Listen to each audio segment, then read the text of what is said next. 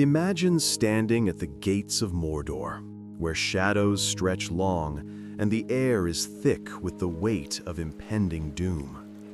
In this dark realm, one figure stands as the voice of the Dark Lord, the Mouth of Sauron. But who is this enigmatic character, and what drives him to serve Sauron with such unwavering loyalty? Today, we'll peel back the layers of his mysterious past, exploring his origins and the chilling motivations that make him a key player in the battle for Middle-earth. From his role in the War of the Ring to the psychological depths of his character, we'll uncover how this seemingly minor figure wields immense power through words alone.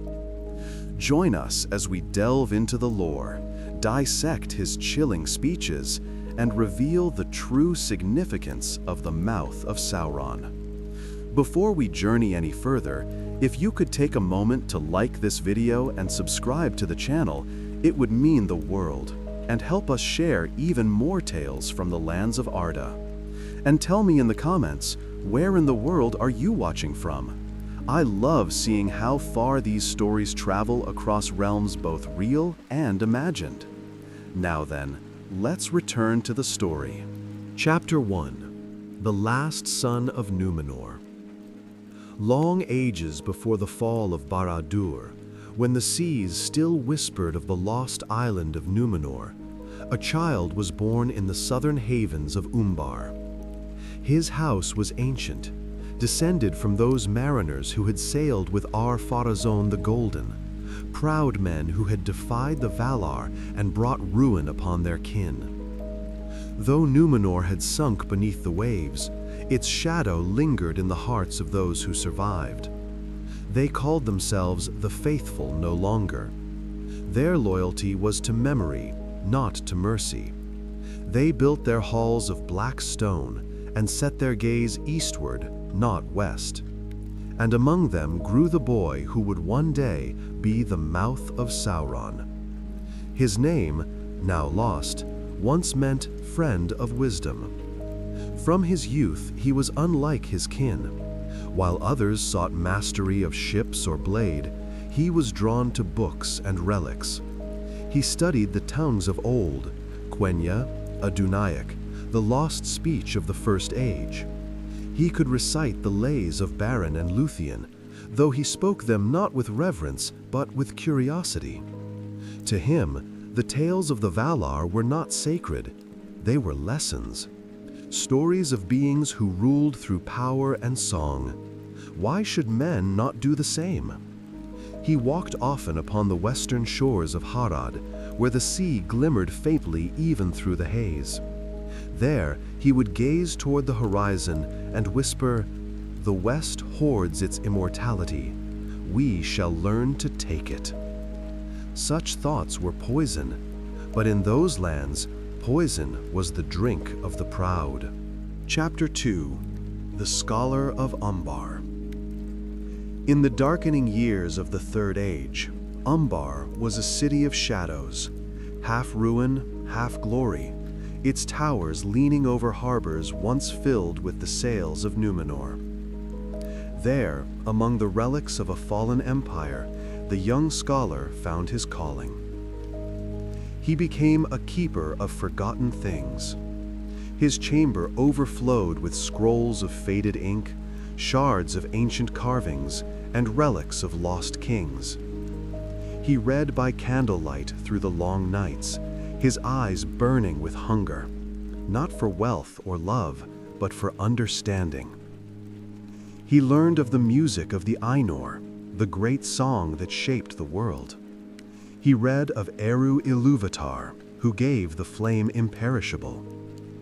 And he began to question, if the world was made through harmony, could it not be remade through dissonance? It was then that he found the first mention of Onatar, the Lord of Gifts, Sauron's fair guise in the Second Age. He read of how the Dark Lord had taught the elves the secrets of craft and ring lore. The texts described him not as a beast or tyrant, but as a being of immense wisdom. The scholar was enthralled. Here was a mind like his own, vast, unbounded, unafraid, a being who had challenged the Valar and endured. He began to seek traces of Sauron's teachings in the east, the symbols etched on blades, the runes of command found in orcish dens. He gathered them all, weaving them into his own theories. His peers whispered that he delved too deeply, that he sought what no man should. But he answered, "If darkness holds truth, then I will walk in darkness." And so he did. Chapter 3: The Whisper of the East. Rumors spread across Middle-earth, whispers that the shadow was stirring once more, that in the east, beyond the Sea of Nirnen, a dark tower was rising, and a great eye watched unblinking. To most, this was terror. To him, it was invitation. He began to dream, dreams filled with flame and voices. He saw the world remade, its lands joined beneath one will, its chaos silenced beneath a single command. In those dreams, a voice spoke to him, soft yet terrible. "Come and learn." He awoke trembling, but the dream did not fade. It became a calling. Against the counsel of his companions, he left Umbar. He took no army, no servants, only his horse, his scrolls, and a small black ring that he had found in a ruin by the sea. He rode north through Harad, past ruined cities swallowed by sand. The land grew barren, the stars dimmer. For months he traveled alone, following signs few could read. The alignment of stars, the drift of smoke, the pull of an unseen will. At last he came to the Ash Mountains. There, the air itself seemed poisoned. The sky was a vault of red fire, and the ground quaked beneath his horse's hooves. Before him rose the Black Gate. He dismounted and walked forward, his heart pounding, not in fear, but awe.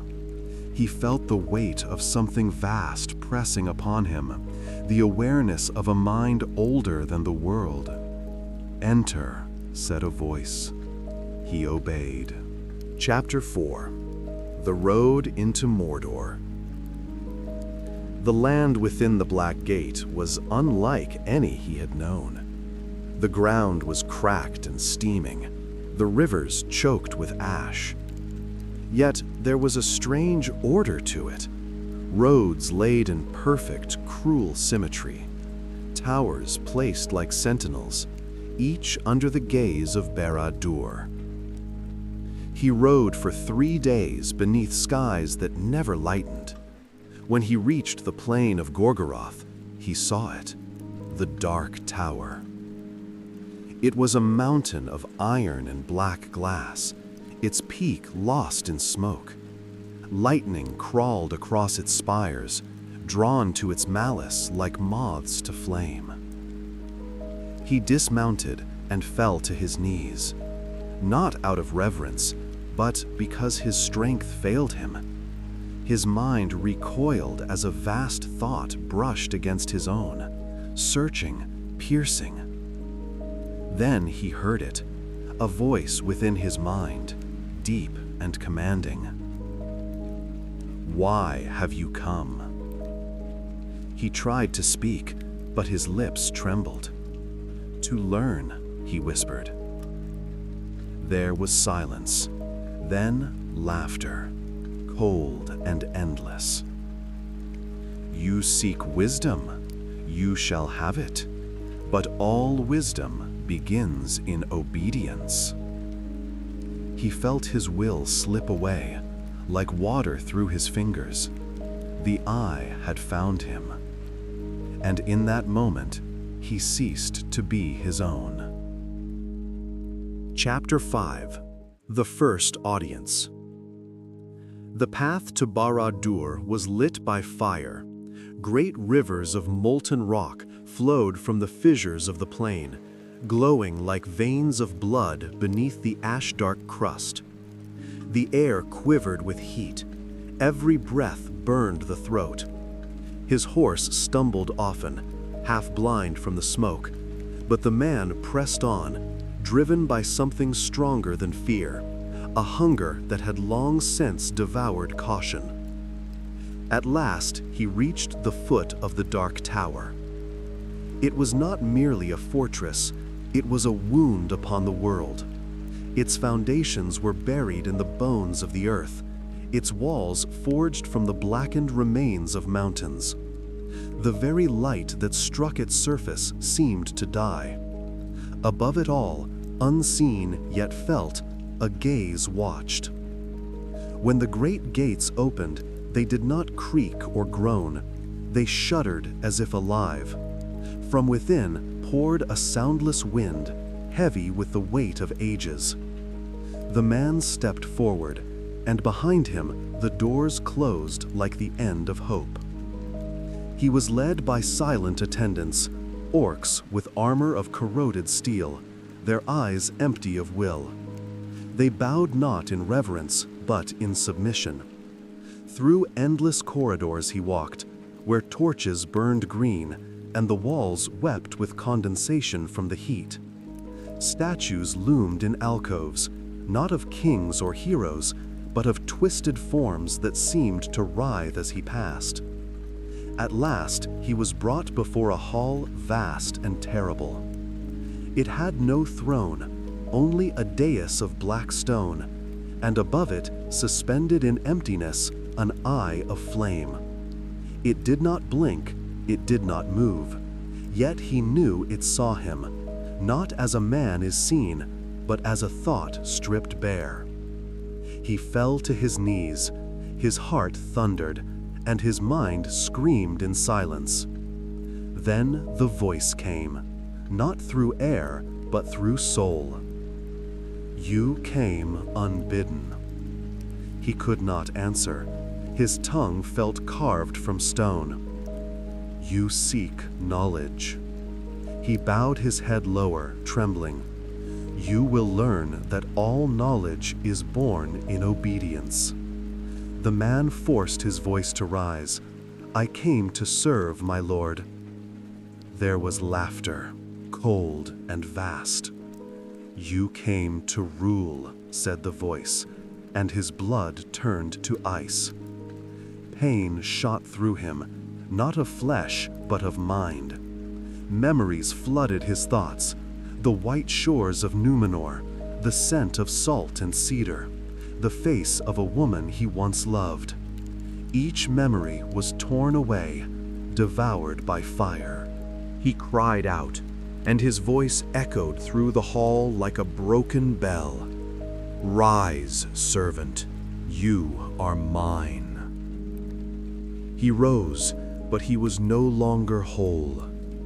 For days, or perhaps years, he remained in Barad-dûr, though he could no longer tell the passage of time. The tower had no sun, no stars, only the unending red glow of its own fires. He was taught by wraiths and shadows, instructed in the tongues of the ancient world, not to learn, but to command. He was made to speak the black speech until it no longer tore at his throat, until it became his very breath. Each lesson stripped another part of him away. His name was forbidden. His thoughts were not his own. Even his reflection began to fade, as if the tower itself refused to show him his face. He learned the will of the eye, its commands, its desires, its unspoken threats. He became a vessel, a mouth through which the will of Sauron would be uttered. And when he at last looked upon his hands, he saw they had grown pale and thin, the skin stretched tight as parchment. His eyes, once blue like the sea, had turned dark and glassy. He did not mourn what he had lost, for he could no longer remember it. All that remained was the voice. Chapter 6: The Unmaking of a Name. The days that followed were swallowed by the dark. No sun rose over Barad-dûr, no moon marked the passing of nights. The tower existed outside the rhythm of the world, a citadel where time itself had surrendered. Within its walls, he labored under the gaze of the eye. Every word he spoke was heard, every thought weighed and measured. He began to dream not of freedom, but of silence.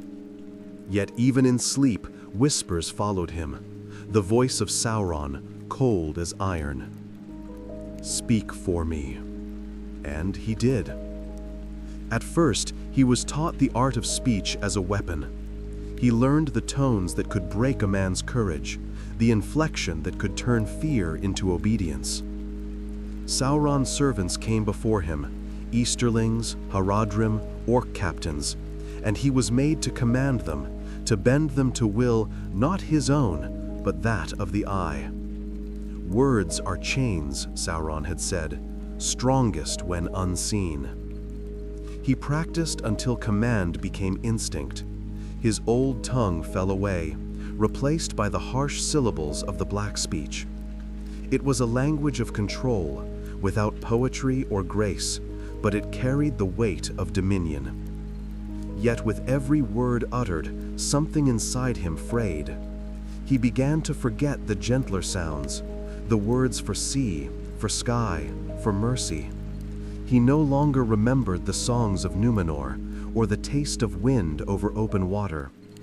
His memories turned brittle, crumbling like parchment left too long to flame. One day, he looked upon his reflection in a pool of dark glass. The face that stared back was not his own. His lips had cracked and blackened, his skin pale as bone. His eyes, once bright, had dimmed to a flat, cold hue, as though no light could enter them. He touched his face and whispered, "Who am I?"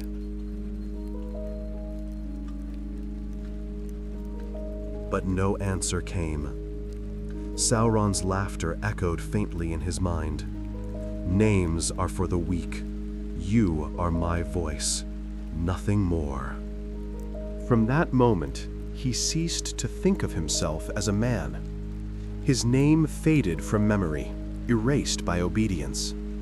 The servants of Barad-dûr began to call him Jauruk in their tongue, the mouth that commands, and he accepted it. He no longer ate for hunger or slept for rest. His body became an afterthought, sustained only by the will of his master. His lips, burned by the utterances of the black speech, bled until he bound them beneath a veil of iron. In time, even pain left him. Only the voice remained, sharp, cruel, and certain. He was the mouth of Sauron. But deep beneath that iron mask, something still flickered, faint as a dying ember.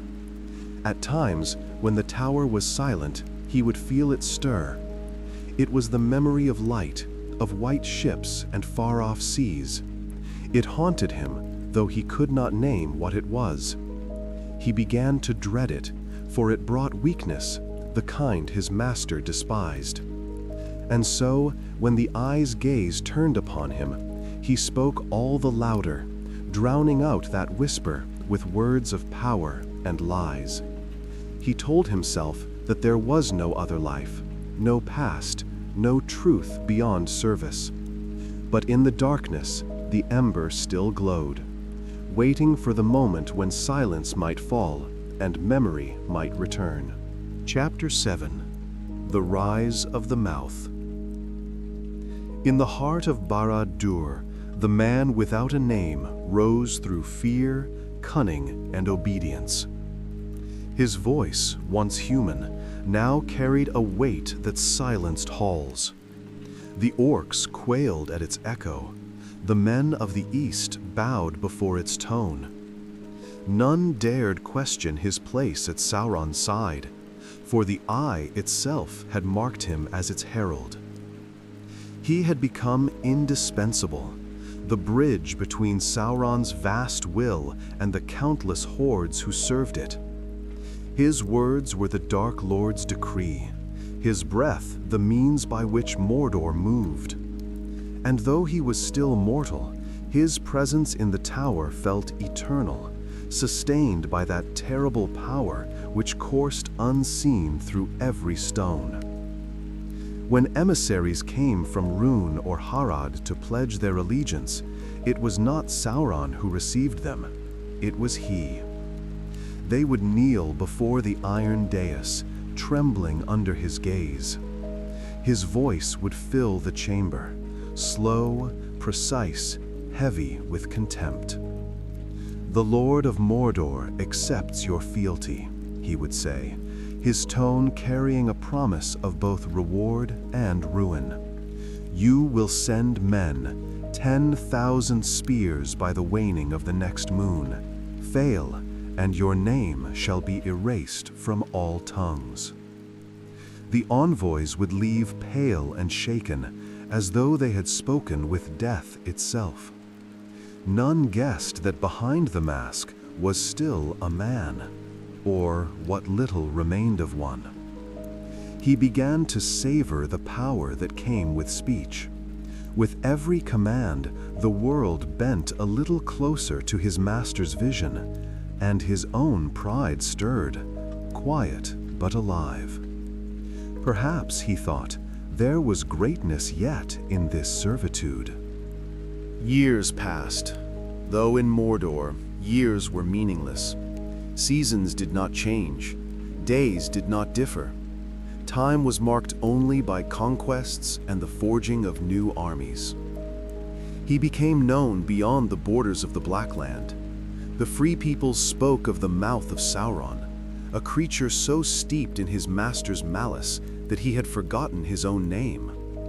Rumors said his lips had rotted away from the venom of his words. Others claimed he could speak in any tongue, even those of the Valar. None knew the truth, for few who looked upon him lived to tell it. He began to craft his armor himself, forging it from black steel drawn from the veins of Orodruin. Its plates were etched with runes of silence and domination. He bore no sigil, no crest, only the mark of the Eye. And when he spoke, all others fell silent. But the silence was not peace. Within him, that faint ember, the memory of the man he had been, still smoldered.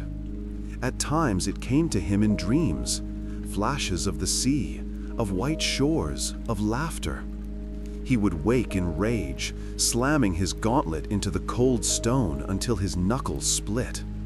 He would then rise, don his helm, and bury that memory once more beneath iron and obedience. He had become Sauron's will made flesh, and yet, deep within, a whisper still called him by the name he could not recall. When at last Sauron's strength grew to full, when the ring had stirred again in the world, the Eye turned once more upon its servant. "Go, my voice," said the Dark Lord, his thought like thunder. "The world shall hear me through you." And the mouth bowed low. "Your will is mine," he said. He rode forth from the gates of Barad-dûr, bearing no weapon save his words. Through ruined lands and haunted valleys he traveled, carrying the will of Sauron to all corners of the east and south. He spoke to kings and warlords, to beasts and men alike. His tongue could promise glory and ruin in a single breath. Every vow sworn to the Eye passed through his lips. Every army raised under the banner of the lidless Eye came at his command. Yet the higher he rose, the deeper his soul sank into shadow. He could no longer distinguish between his voice and his master's. When he spoke, He felt the world tremble, and part of him believed it trembled for him. In the black mirror of his mind, he no longer saw Sauron as master, but as reflection. And so, the Mouth of Sauron was born fully, no longer man nor slave, but symbol, the living embodiment of the lie that power could be borrowed and not consumed. His rise was complete. His fall had already begun. Chapter 8. The Weapon of Words.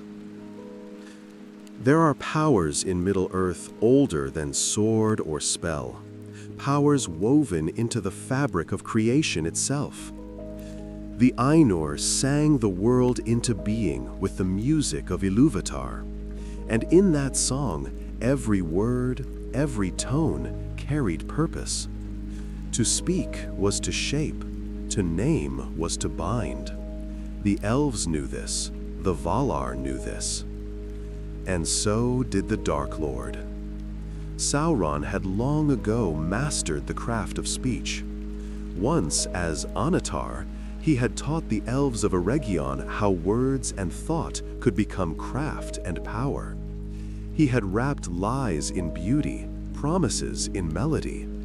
From his teaching came the forging of the rings, the greatest deception ever wrought through language. The Mouth of Sauron learned this same art, not through inspiration, but through torment. His master's voice filled his mind, teaching him how sound could bend truth. Under Sauron's will, he was remade, not in body, but in purpose. To him, language became no longer a means of meaning, but of dominion. He spoke to command, to deceive, to unmake. He practiced in the halls of Barad-dûr, his voice echoing off walls slick with soot. Before him knelt slaves and soldiers alike, their eyes vacant as his words wrapped around them like chains. "You are strong," he would whisper. "You were born to serve strength." He learned how easily hearts could be shaped by sound. Hope could be undone by a single phrase. Courage could be turned to dust if given the right tone. He studied the art of fear as others study the sword. Where Gandalf's words were light in darkness, his were the shadow that devoured it. Where Aragorn's commands stirred valor, his sowed despair. Where Galadriel's song healed, his whispers sickened. Even among the servants of Sauron, none matched his mastery. Captains of Rhûn and Harad came to him for counsel, though they feared his gaze. He would listen to their pleas with cold patience, then speak, calm, measured, and cruel. "You mistake mercy for weakness," he would say. "Only domination is eternal." They would leave believing it true. But though he wielded language like a weapon, he could no longer hear its beauty. The sound of his own voice became hollow, stripped of joy or awe. Words that once might have told stories or sung of stars now existed only to enslave. And somewhere in the back of his mind, something mourned. Sometimes, as he stood upon the battlements of Barad-dûr, watching the lightning strike the plains, he would whisper words in the old tongue of Númenor, fragments of poetry long forgotten, words about the sea, about the West. Yet even those sounds began to lose their meaning. The syllables felt foreign upon his tongue, as though they belonged to another being entirely. He no longer knew whether he mourned what was lost or envied it. The eye did not care for his inner conflict.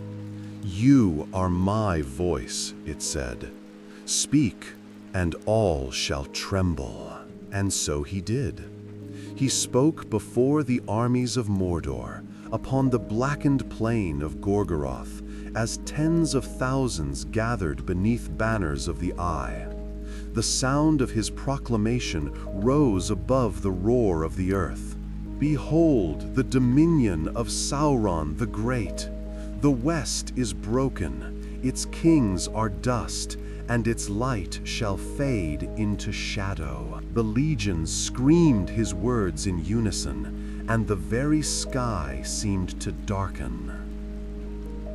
He no longer knew whether he believed what he said, but belief no longer mattered. Words had become reality.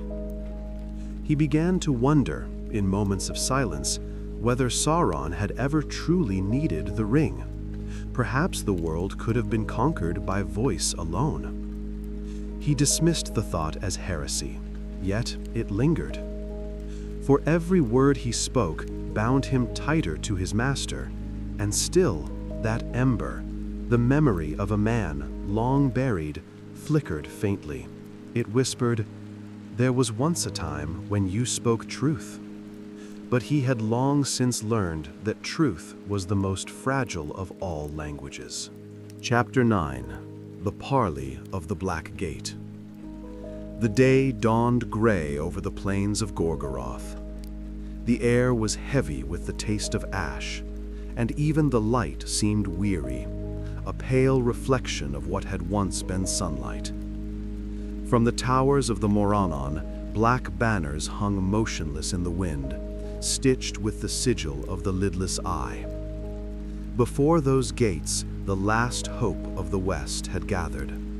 The captains of the free peoples, Aragorn, son of Arathorn, Gandalf the White, Éomer of Rohan, and the sons of Elrond, stood at the head of their host. They knew this was no battle they could win by arms, yet they came, not for victory, but for defiance. And from the shadows between the towers came a sound, the echo of hooves striking stone.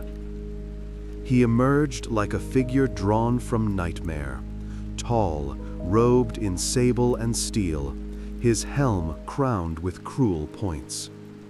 The air around him grew colder as he approached. His horse, black as pitch, snorted fire and ash. The legions of Mordor stirred behind the walls, a murmur like the growl of the deep earth. He halted before the captains, and for a long moment there was silence. Then he laughed. It was not mirth nor madness, but something worse, the laughter of one who believes himself the hand of fate. "So," he said, his voice sharp as a drawn blade, "the sons of the West come crawling to the gates of their doom.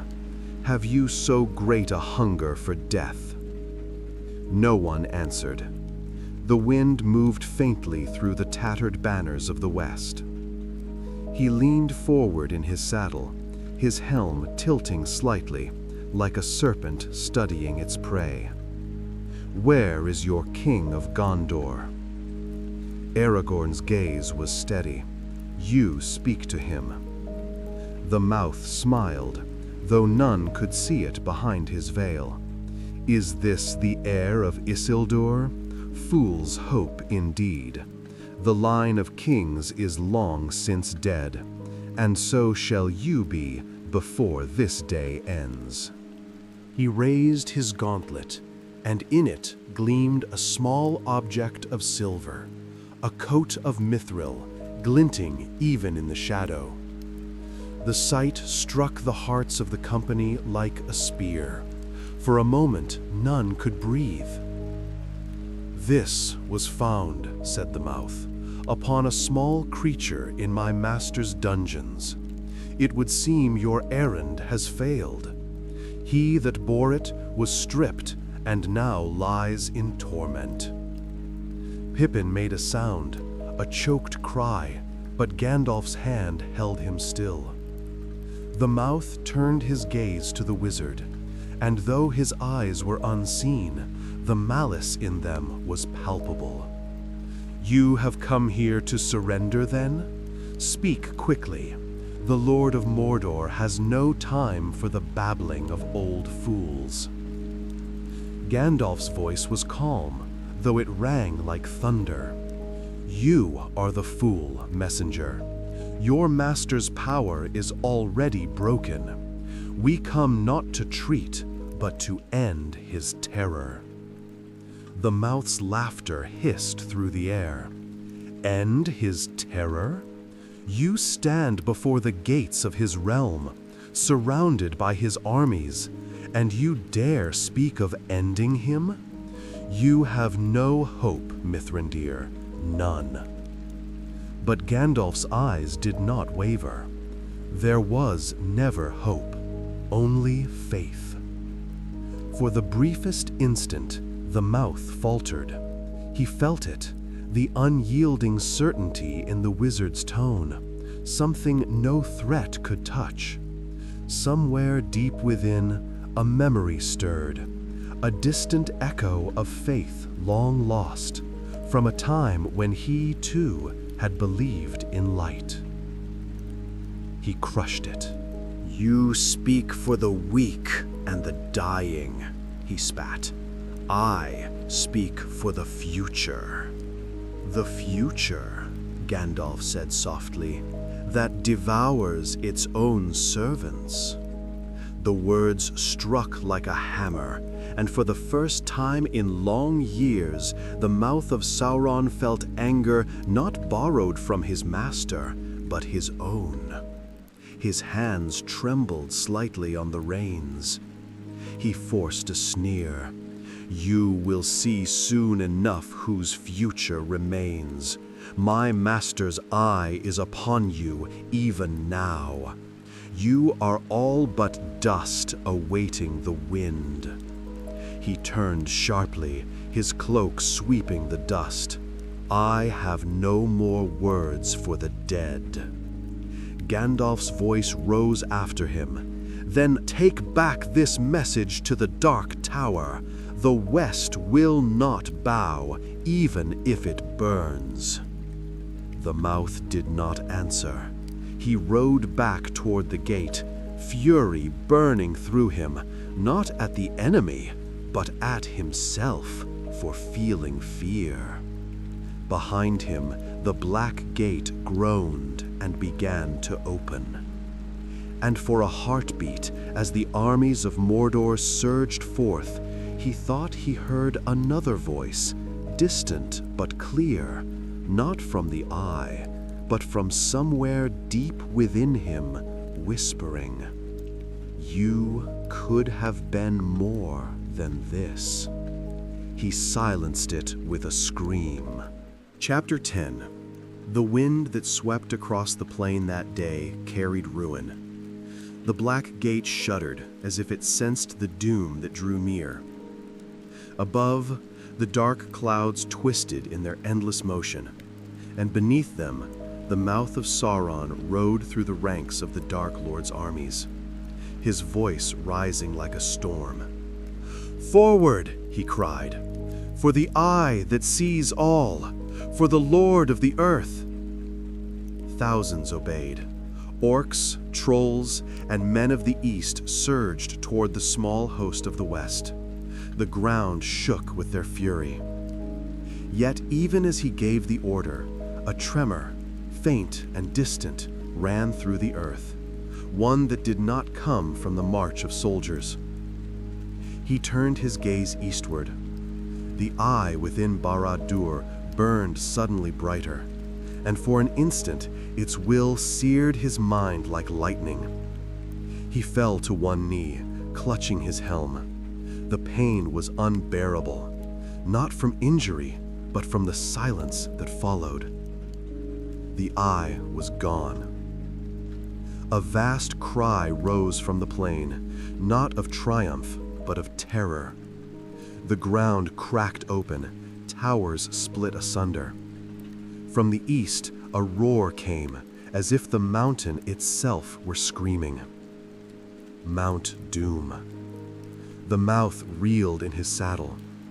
Through the smoke, he saw Barad-dûr tremble. The black spire that had dominated the world for an age shivered, then broke like glass. Its upper towers collapsed into fire and ruin. He tried to speak, to command, to call, to deny, but no sound came. His throat seized, as though the air had turned to ash. "Master," he gasped, "speak, speak to me." There was no answer, no whisper, no will.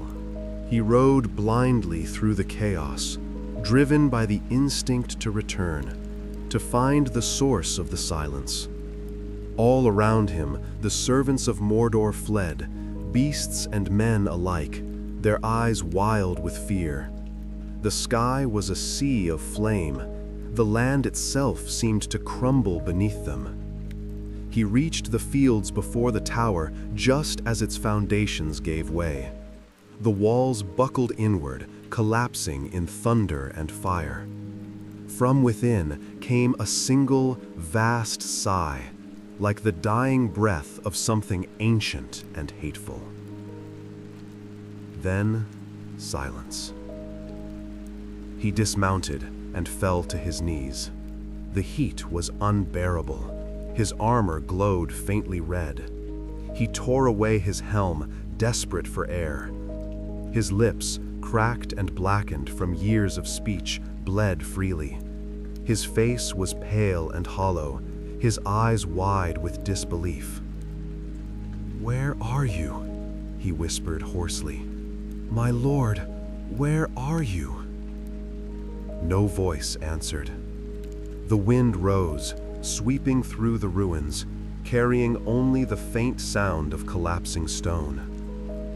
He began to laugh, a dry, broken sound, half choke, half madness. "No," he murmured. "No, it cannot be." He stumbled forward on trembling legs, reaching for the fallen stones as if he could rebuild them with his hands. "You promised eternity," he hissed. "You said your dominion would not end. You said—" His voice broke. For the first time in decades, perhaps centuries, he spoke his own name. It came unbidden, rising from the depths of memory like a ghost long buried. He gasped as he heard it aloud, as if it belonged to someone else. The echo of it filled the air for a moment, then was swallowed by the wind. He fell to the ground, his palms pressed against the scorched earth. The iron of his gauntlets hissed against the heat. And then he began to weep. All around him, Mordor was dying, the plains splitting open, rivers of fire swallowing the remnants of its armies. The lidless eye that had watched all things flickered once more across the darkened sky, not in power, but in dissolution. And as it faded, so did he. The strength that had sustained him drained away. The words that had once commanded nations turned to dust on his tongue. His body, held together by will alone, began to fail. He tried to speak one last time, but no sound came. His lips moved, perhaps in prayer, perhaps in denial, but the fire consumed the air before him. When the last stone of Barad-dûr fell, the Mouth of Sauron was no more. Only a faint shadow remained, scattered with the ashes of Mordor, whispering to the wind in a voice too broken to be heard. "I was once a man." Years later, when the lands of the West healed and the shadow of Mordor was no more than a tale told by firesides, travelers who crossed the dead marshes sometimes spoke of a whisper that followed the wind.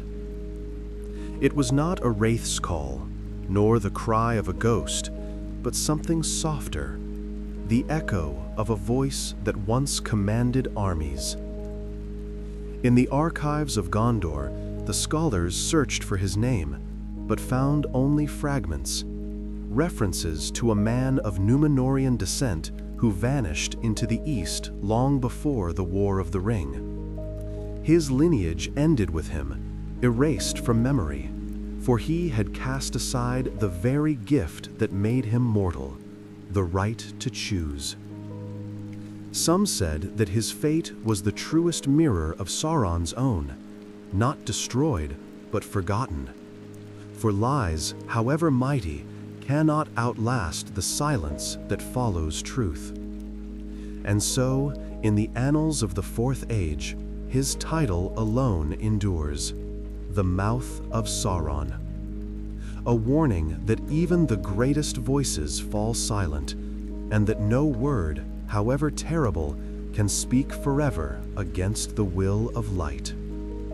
If you enjoyed this tale, leave a comment below. And if you wish to walk again through the shadowed paths of Middle-earth, join us for the next tale, where every whisper of the past still echoes in the wind.